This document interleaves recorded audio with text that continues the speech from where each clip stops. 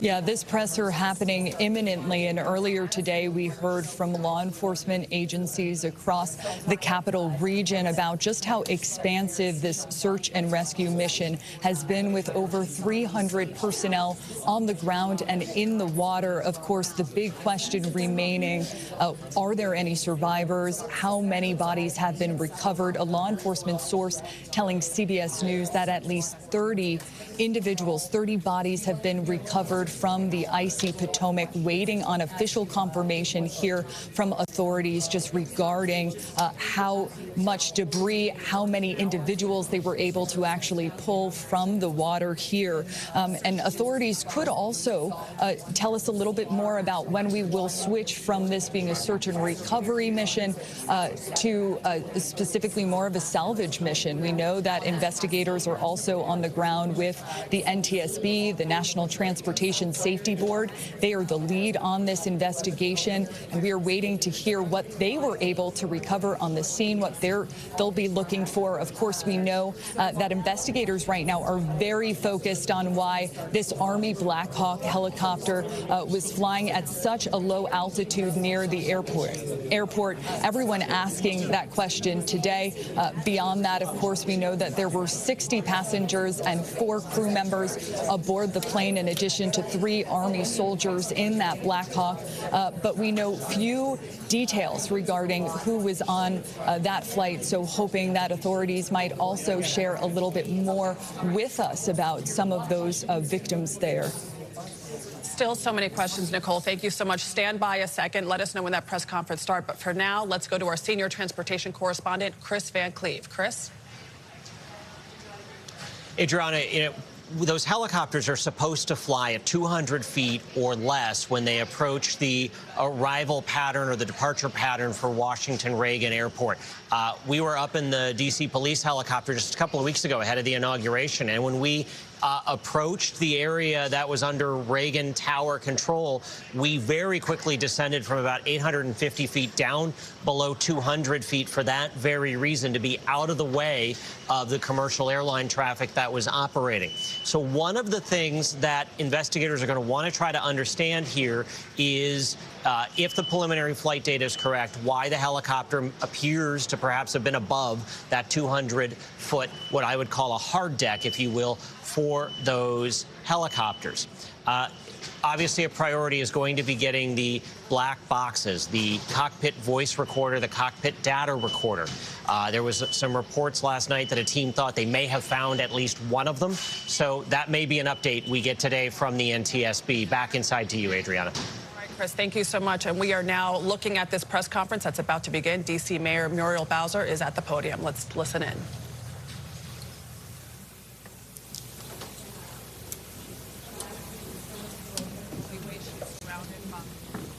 The new Transportation Secretary, Sean Duffy. All right, Muriel Bowser is standing there at the podium about to begin. She is standing with leaders in Washington, D.C., including the EMS and fire chief. I'm Muriel Bowser. I'm the mayor of Washington, D.C. We are here at Reagan National Airport to provide an update on the tragic events of last night. I'm joined by U.S. Transportation Secretary Sean Duffy, D.C. Fire and EMS Chief John Donnelly, American Airlines CEO Robert Eisen, the MWA, the Metropolitan Washington Airports Authority CEO Jack Parter, United States Senator Mark Warner, United States Senator Tim Kaine, U.S. Representative Don Beyer, as well as the Chief of the Metropolitan Police Department, Pamela Smith. And we are joined by first responders from across the metropolitan Washington region. I speak for all of us when I say, and certainly all Washingtonians, how very sad we are for American Airlines, for the United States Department of Defense, and for all Americans for the loss of life that happened with the collision of these aircrafts. We know that includes families from across our region, as well as in Kansas and across the country.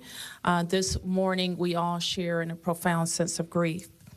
I do want to thank the first responders who acted quickly last night, who ran towards danger, went into a very frigid river, and have worked throughout the night. Chief Donnelly reported in last night's briefing that we have a strong mutual aid agreement in our region, and those teams have worked together throughout the night in really tough and heartbreaking conditions, and we should all thank them for their heroic efforts. So we'll have several updates today. I'm first going to turn to the Secretary of Transportation, Sean Duffy, and then you will hear directly from Chief John Donnelly with a situational update. Thank you, Mayor. Again, Sean Duffy here, Secretary of Transportation. We wish we were gathering for different purposes today. I just want to let you know that the Department of Transportation, the FAA, along with the White House, President Trump, local, state, and federal partners all working together on this incident in unison. I couldn't be prouder of this team that's been assembled, working tirelessly. Mayor, I want to thank you specifically for your work. A few details I'd like to give all of you, and some of you have reported this, but last night, if you live in the D.C. area, you would know that this was a clear night last night. The helicopter was in a standard pattern. If you live in the D.C. area, you'll see helicopters up and down the river. This flight pattern is seen oftentimes when you live in D.C. This was a standard flight pattern last night as well. The American Airlines flight coming into land was in a standard flight pattern as it was coming into DCA. So this was not unusual with military aircraft flying the river and aircraft landing at DCA. And again, if you live in the area, you'll see that frequently with those two aircraft working together. As many of you have reported, we have located the two aircrafts. The fuselage of the American Airlines plane was inverted. It's been located in 3 different sections. It's in about waist-deep water, so that recovery is going to go on today as that recovery takes place of the fuselage of the aircraft. NTSB is going to start to analyze that aircraft, partner with the FAA with all of the information we have to get the best results possible for the American people. I would just say that safety is our expectation. Everyone who flies in American skies expects that we fly safely, that when you depart an airport, you get to your destination. That didn't happen last night. And I know that President Trump, his administration, the FAA, the DOT, we will not rest until we have answers for the families and for the flying public. You should be assured that when you fly, you're safe. Thank you.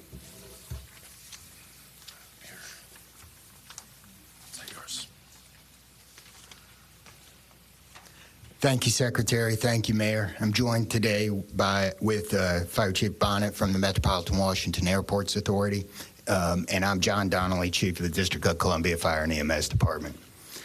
Last night at 8:48, the control tower sounded an alert, which alerts responders to respond to a report of an aircraft crash on or near the airport. That sets off an immediate response from the Airport Authority Fire Department, from the District of Columbia and Metropolitan Harbor Patrol fire boats and other fire boats on the river in order to support that type of operation.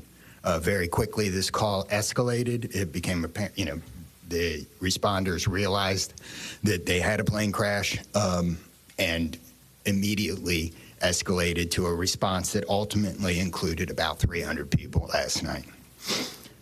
These responders found extremely frigid conditions. They found heavy wind. They found ice on the water, and they operated all night in those conditions.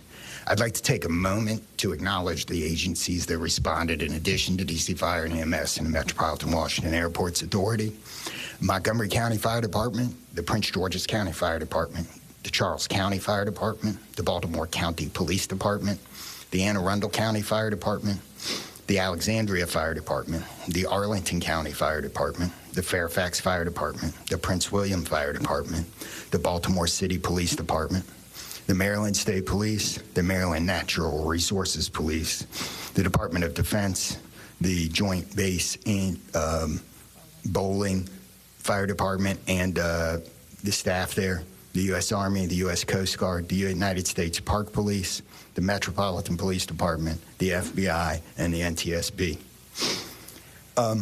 Despite all those efforts, we are now at a point where we are switching from a rescue operation to a recovery operation. At this point, we don't believe there are any survivors from this accident. And we have recovered 27 people from the plane and 1 from the helicopter. The District Office of the Medical Examiner has lead on reuniting these bodies and these people with their loved ones, and we will continue to work to find all the bodies and collect them and reunite them with their loved ones. We should also acknowledge that the Virginia Medical Examiner and the Army Medical Examiner are involved in this operation and a very important part of getting people identified. So, who's next?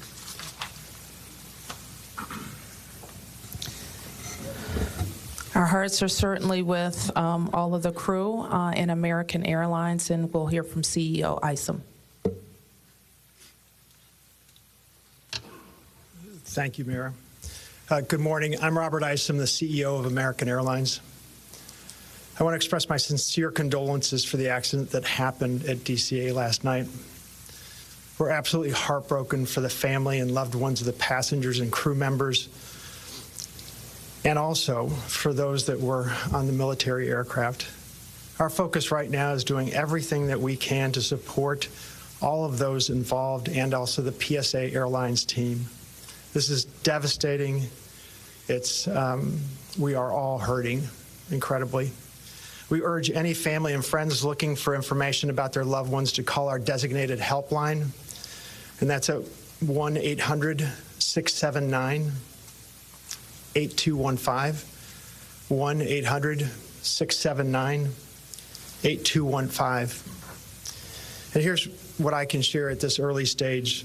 American Eagle Flight 5342, operated by PSA Airlines, traveling from Wichita, Kansas to Reagan National Airport, was involved in an accident just before 9 p.m. local time on final approach into Reagan National. It collided with a military aircraft on an otherwise normal approach. And at this time, we don't know why the military aircraft came into the path of the PSA aircraft. Flight 5342, a CRJ-700, was under the command of 4 crew members. They carried 60 passengers, as you know, for a total of 64 people on board. In addition to local resources already here in D.C., American Airlines has activated our care team, and that's a group of specialists that are trained to support these types of responses. These team members are on site or arriving soon. And additionally, we have members of our GO team that are on ground here in D.C., and they're being deployed with resources to do everything that we can to take care of the needs of the families and the loved ones of the passengers and crew members.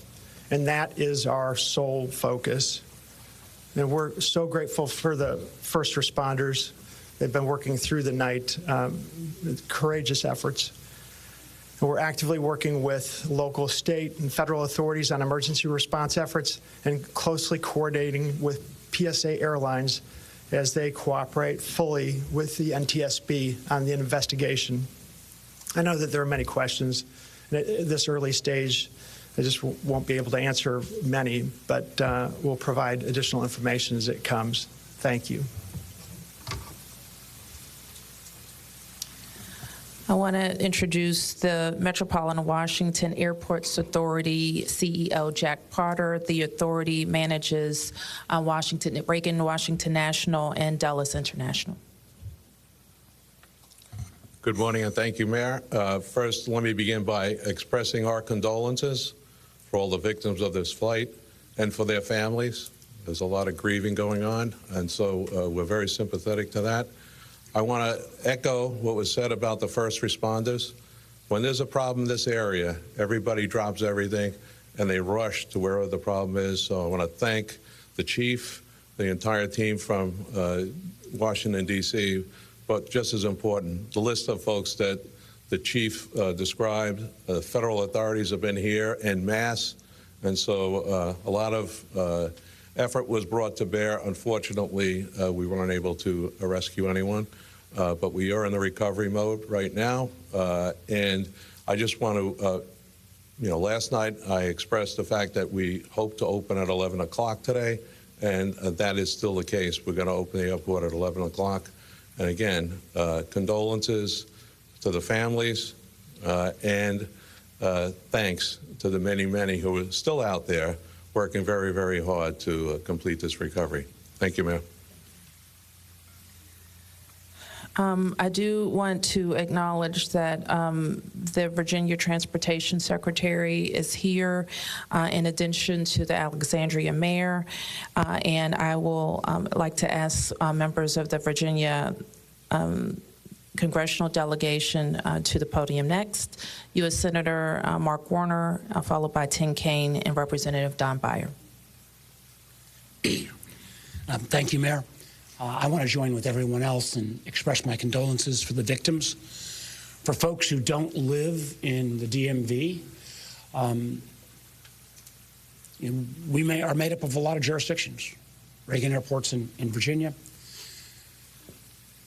Across the river, we have Maryland, obviously the district, but has been indicated by the chief, when tragedy happens, all those distinctions between the various jurisdictions and our federal partners all disappear. And I want to, again, thank all the first responders. On a personal note, I'll just add that literally, I now know I was coming back from the district from a dinner to my home in Old Town Alexandria. And while I did not see the collision, I wondered, I'd never seen this many red lights streaming towards the airport and across the river in Maryland about this time. My phone started blowing up, and I realized that this accident had taken place. There'll be a time to figure out. I know NTSB will have a briefing later in the day. But to the victims, our condolences. To the first responders, our thanks. Sorrow, thanks, and questions. So sorrow, as all have expressed, to the crew, to the passengers, to the soldiers, to their families, to their friends, to their loved ones, to people who are still trying to get information and unsure whether their loved ones have been lost. We offer our profound condolences to them and our sorrow for this tragedy. Thanks. I'll echo, Mayor, what you began with. When you see a challenge like this and you see people from so many different agencies, local, state, federal, with different uniforms, different badges, but working in such a coordinated way, even in the midst of a tragedy, it does give you a sense of appreciation and pride in people's willingness to come to the danger and work together. And I started to see that as a local official 30 years ago in Richmond, and definitely have seen it here. And then finally, questions. There are going to be a lot of questions, obviously, a lot of questions. And that's what the NTSB's job is to be an independent investigator of incidents like this. And they are here. We were in dialogue with them earlier today. They've been here since they got the alert, and they will be doing the work and playing lead in answering the many questions that we have. And that's as it should be. It's not a time to speculate. It's a time to investigate and get answers to the questions we need. And I have confidence that will be done. Thank you. Following up on the Senator, I think grief, thanks, and service, with millions and millions of Americans traveling every year, we are all grieving, knowing that it could have been our loved ones, it could have been us. And our hearts go out to all those who have lost folks. In a most partisan place also, I'm really thankful that Democrats and Republicans, people from all over, have come together to try to make sure that people are served. As a local representative, I want the families to know that our office is available to serve you in any way we possibly can through this time of grief and transition and loss. And then also just note that we're deeply grateful for the people who risked their lives last night on a moment's notice and spent the whole night on the river in the ice and the wind, serving us. And then finally, as Senator Warner noted, after the NTSB investigation, we've got to make sure that at the federal level and with the support of Virginia, Maryland, D.C., we're doing everything we can to make sure this does not happen again.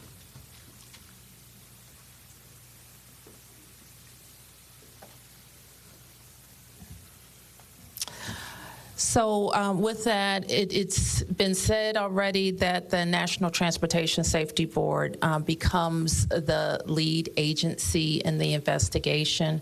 Our jurisdiction in D.C., where the crash occurred over the river, concludes as we, in the leadership role of the Unified Command, as we shift to a recovery effort.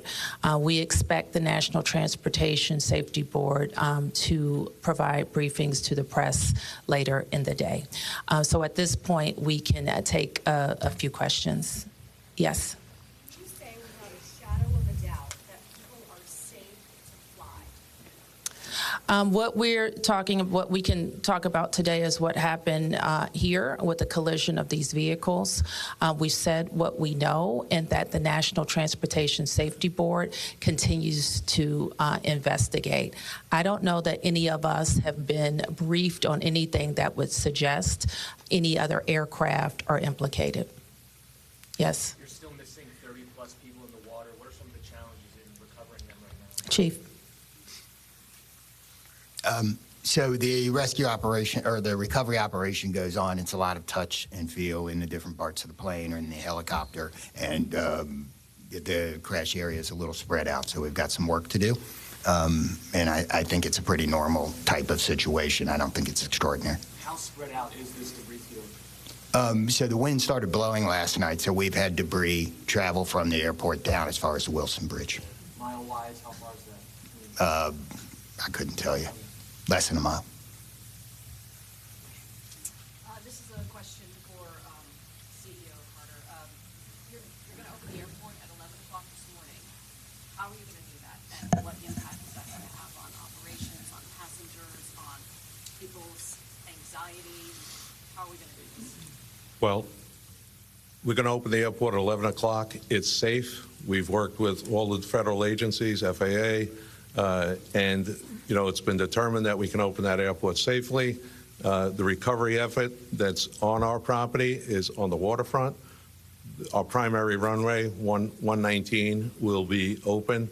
It's away from any activity. We're going to have a secure area around that, so all are comfortable that we can get back to operations. Now, each airline will announce or communicate to their passengers what their operations are going to be. Obviously, their networks were disrupted overnight, and so we might have a slow recovery, but the bottom line is we will begin to have aircraft moving in and out of this airport at 11 o'clock. Okay, so 1, 2, 3. Has the flight recorder been recovered? The black box at all? I don't think we can say anything about what's in NTSB's purview. You mentioned the airport opens 3 hours from now. There's a lot of helicopter traffic from the military, U.S. Park Police, and all that. Will helicopters be flying right through here as well, beyond the recovery efforts? I don't know the answer to that. Jack, do you have anything to add? We don't have anything to add about that. Yes. This is for Secretary Duffy. Can you reassure Americans that the U.S. still has the safest airspace in the world? So the question is, can I guarantee the American flying public that the United States has the most safe and secure airspace in the world? And the answer to that is absolutely, yes, we do. We have early indicators of what happened here, and I will tell you with complete confidence, we have the safest airspace in the world. Okay, what's next? When it comes to informing these families and tragedy and their loved ones, what does that look like so far? Has anyone been informed? The flight manifest, is there any details you can provide on that flight? Can you add anything? All I can say is that we have published the 1-800 number. We have family assistance centers set up here in DCA. We do in Wichita as well.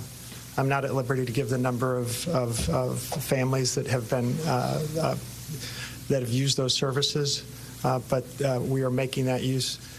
We have over 100 team members that are either here or on their way that are specially trained to work with family members, handle travel arrangements, hotel arrangements, incidentals, to make sure that we're taking care of people in any way that they can, as you know, as our teams are hurting and suffering, as our passengers and their families need assistance.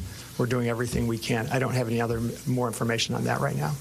Mayor, Chief Donnelly, can I ask you to describe the next phase of the investigation? How confident are you that you'll be able to recover all 67 of these bodies? And can you speak to some of the debris that's also being pulled out of the river? We understand there are some suitcases, some other things that have been pulled out from the river. And I would like to ask anyone here, perhaps the Transportation Secretary or Mr. Eisen, if we know anything about these victims, age ranges, nationalities, anything like that. So the next phase of this operation is going to be led by the NTSB. All of us are working together, though, to search the area and to find the victims. I'm confident that we will do that, and that will take us a little bit of time, though. It may involve some more equipment. As far as the things being collected, I don't have personal knowledge. I know that we have been collecting debris that you would expect to see from a plane. Okay. Anything about the victims? So the question is about the victims. The NTSB is going to lead that portion of the contact with the victims. I believe American is going to be involved with that as well, and so will the FAA and the Department of Transportation. Secretary Duffy, we're going to take some questions over here. 1, 2, 3, 4. First, Secretary Duffy, the flight path that the helicopter was on, is that a common flight path, and is it normal for helicopters to get clearance to cut across busy approach paths? So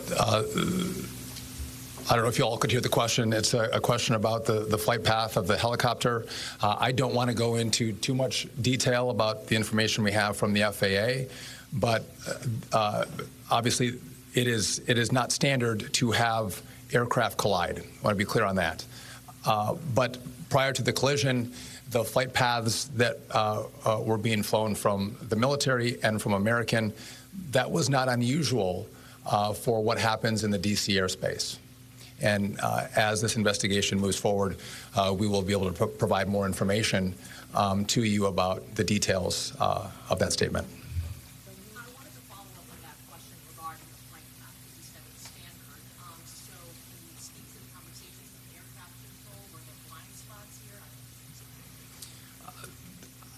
So the question is, were there blind spots with air traffic control? I don't want to make statements about that. I don't lead into that answer. But again, I think whether it was air traffic control, whether it was military aircraft, helicopters, or the American flight, every was standard in the lead up to the crash. Now, obviously, something happened here. You'll get more information and more details as this investigation moves forward. We'll learn what happened. But again, those who live in the D.C. area, we see military helicopters fly up and down the river. It's a standard path that they fly. They're used to aircraft landing at DCA, and there's a procedure in place because this happens every day. Something went wrong here. I look forward to the time and point when we can give you that information, but I don't want to comment on that right now. Senator Kane, Senator Warner, you all have been very vocal about your concerns about busy runways here, air traffic. I know it's still early in the investigation. I'm just curious any steps that you all plan to take to address that. We have raised this issue continuously. We've got very busy airspace. I think we will ask questions, but at the appropriate time. We are in this period right now where families are still being notified. We're trying to figure out what happened. There'll be time for those discussions, I think. Yeah, I just say the same thing. We've been pretty plain about our concerns, but it isn't a good time to speculate right now. We have faith that the NTSB will provide the answers about this. Okay, you fourth here, and I'm going to take 3 in the middle, and then we're going to have to wrap 1, 2, 3 after this young man. Thank you, appreciate it. Chief, I know again, I can imagine it must be traumatic for the first responders then? How are they doing right now, and are you all going to be offering services to help them as they process this? So thank you for the question. Our first responders are resilient people, but yes, this call will be hard for them. Our peer support teams are already engaged with the responders, and we'll be following up on that to make sure that they're okay. But I think the concern is real. What kind of communication was there between the helicopter and the tower, the plane and the tower, and the helicopter and the plane? I don't want to say too much on the communication between the helicopter and the tower and the airline and the tower, but I will say this: there was communication. It was, I would say, standard communication. So there was not a breakdown, if that's your question, in communication between the military helicopter and the American airline flight. There was communication between the aircraft and the tower. Was the plane aware there was a helicopter in the area? I would say the helicopter was aware that there was a plane in the area.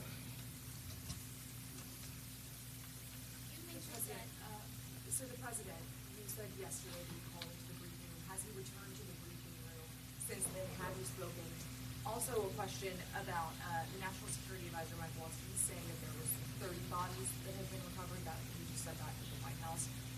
Curious, I know you're in this pressing right now, so that's hard for you to update, but I do have a question on police. I can do the body. I'll do the body first.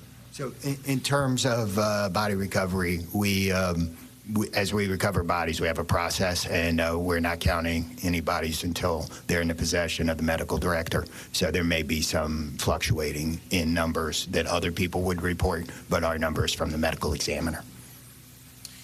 So just in regard to the president, in the briefing room, I've been with this team for the last hour plus as we've worked through the details of the information we wanted to give you.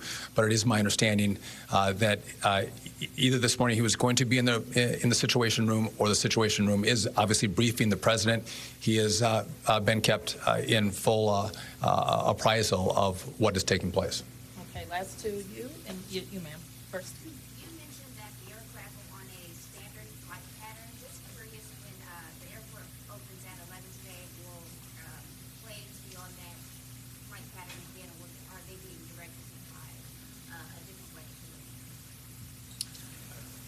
Do you want to? Well, I mean, safety is paramount, and I don't have that information quite yet from the FAA, so I don't want to provide an information I don't want to provide an answer or inaccurate information on what routes will be flown out of DCA. Okay, last one. Two questions really quickly. What do you know about the experience and history of the pilots of both the American Airlines plane and the Army Black Hawk helicopter? And then for Secretary Duffy, last night the president had said that this could have been prevented and questioned why air traffic control didn't tell the helicopter what to do. Is that something that investigators have determined should have happened in this situation? So do you want to Quickly, Secretary. Just quickly, I don't have a lot of information to release, but these are experienced pilots. I know that the captain had 6 years with PSA, or almost 6 years with PSA, and the first officer almost 2 years. Again, standard approach, and that's about all I can say. Thank you. In regard to the military, I don't have information in regard to the experience of the military pilots. I would just note that this was classified as a training mission. Sometimes people could think that a training mission is someone who is inexperienced in the cockpit. We call these missions that are flown in the D.C. area as our pilots are getting hours in experience training missions. So don't read into that we had how many hours the pilots on the military aircraft had. And you had another question for me that was. Last night the president had said that this could be prevented, and also that air traffic control, questioning why they may not have communicated with the helicopter knowing what to do. So we are going to wait for all the information to come in from this vantage point, but to back up what the president said, what I've seen so far, do I think this was preventable? Absolutely. Thank you. Is there an acting FAA director? Thank you, everyone. All right, you just heard in a news conference that the search for the victims of that deadly midair collision has now turned from a rescue operation to a recovery operation. The D.C. Fire and EMS chief says he does not believe there are any survivors. According to what we just heard, he said 27 bodies have been recovered from people who were on the plane and 1 body from someone on the helicopter. And you know that news just has to be absolutely devastating for those families who have been waiting for information about their loved ones. And in fact, American Airlines has given out this number. It is 1-800-679-8215. Again, 1-800-679-8215. If you believe you had a loved one on board that flight, please give that number a call. Our coverage of this disaster will continue on CBS Mornings, your local news, and on our streaming channel, CBS News 24/7.